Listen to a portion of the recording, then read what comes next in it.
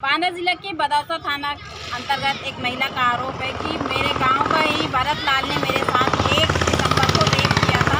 रात में घर में मेरा पति झांसी गया था और अचानक 10 बजे लगभग घर के अंदर आ गया, क्योंकि खुला हुआ मकान है, जो सामने का मेन गेट था वो बंद था, लेकिन इधर उधर से रास्ता था जिससे वो अंदर आ गया और मुझे पता नहीं चला। अंदर आने के बाद मेरा मुंह दबाकर मेरे साथ बलात्कार किया। 1 तारीख को रात में ही पुलिस बदौसा थाने की पुलिस आई और हमें ले गई, रात भर थाने में रखा, लेकिन अभी तक रिपोर्ट दर्ज नहीं की गई।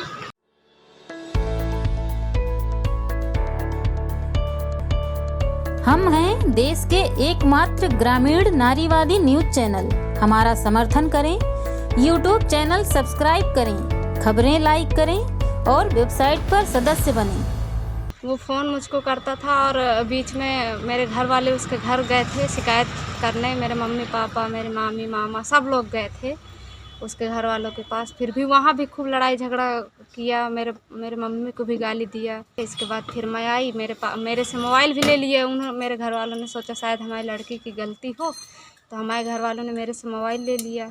जब मेरे से मोबाइल ले लिया तब वहाँ से सामने से खड़े होकर खूब मतलब बदतमीजी करता था, खूब गाली गलौज करता था और हमेशा धमकी भरे शब्दों में मुझको धमकी देता था। जहाँ भी मैं आती जाती रही तो बस पीछे लग जाता था कि मैं कहाँ जा रही हूँ, कहाँ आ रही, पूरी खबर मेरी रखता था कि मैं कहाँ जाती हूँ, कहाँ आती हूँ। तो आपके पति कहाँ रहते थे?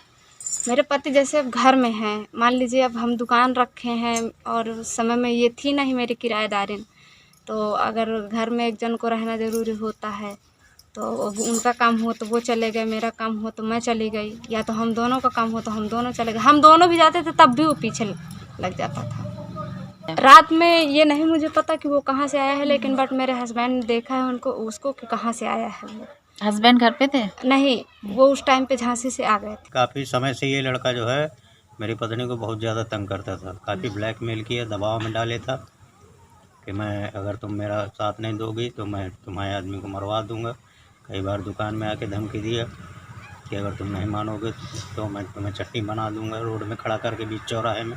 हमने कंप्लेन भी किया, इससे घर में कंप्लेन किया, लेकिन उसके बावजूद भी नहीं माना।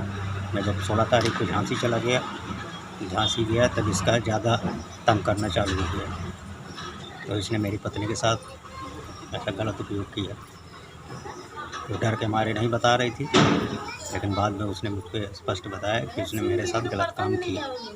तो जब आपकी पत्नी यहाँ थी और आप झांसी में थे तो आपने क्या देखा कि जब मैं उस लड़के को देखा अंदर जाते समय, मैं चुपचाप से देख रहा था। आधे घंटा मैंने वेट किया। आधे घंटे के वेट करने के बाद जब मैंने ताला लगाया बाहर से, तो ताला लगाने के बाद ये लोग मुझको जान गया कि मतलब ये आ गया है। तो मेरी पत्नी चिल्ला रही थी, मैं उसकी आवाज़ सुन रहा था। चिल्लाने के बाद फिर मैं जाके जब ताला लगाया, फिर मैंने एसओ साहब को फ़ोन किया। उस लड़के ने मेरी पत्नी के साथ बलात्कार किया। फिर आपने पुलिस को बुलाया? तो पुलिस आई को मैंने बुलाया, पुलिस आई, मैंने दरवाज़ा खोला। खोलने के बाद पुलिस दोनों को उठा करके लेके चली गई। मुझसे बोले कि तुम शांत रहो, तुम्हारे साथ न्याय होगा। तो फिर आप रिपोर्ट लिखाएं?